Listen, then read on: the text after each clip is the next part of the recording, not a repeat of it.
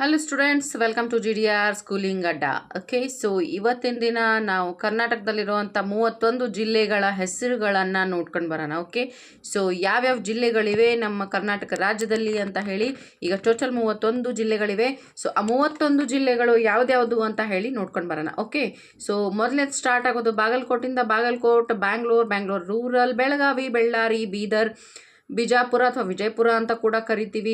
Okay, Chamarajanagar, Chikkamagaluru, Chitradurga, Chikkaballapur, Dakshina Kannada, Davanagere, Dharwad, Gadag, Hassan, Haveri, Kodagu, Kolar, Koppal, ಮತ್ತು Mandya, Mysuru, Raichur, Shivamogga, Tumakuru, Udupi, Uttara Kannada, Vijayanagara, Ramanagara, Yadgir. So ಇವೆಲ್ಲ ಏನಪ್ಪ ಅಂತಂತಂದರೆ 31 ಜಿಲ್ಲೆಗಳು, ಕರ್ನಾಟಕದ 31 ಜಿಲ್ಲೆಗಳು. ಓಕೆ, ಸೊ ಮತ್ತೆ ನೆಕ್ಸ್ಟ್ ವಿಡಿಯೋದಲ್ಲಿ ಬೇರೆ ಅಪ್ಡೇಟ್ ಕೊಡ್ತೀನಿ. ಎಕ್ಸಾಮ್ಸ್ಗೆ ಏನಾದರೂ ಅವಶ್ಯಕತೆ ಇದೆ ಸ್ವಲ್ಪ ನೋಡ್ಕೊಂಡಿರಿ. ಮತ್ತು ಹೊಸ ಅಪ್ಡೇಟ್ನ ಅವಾಗ ಅಪ್ಲೋಡ್ ಮಾಡ್ತಾ ಇರ್ತೀನಿ. ಅಲ್ಲಿವರೆಗೂ have a nice day. Bye bye.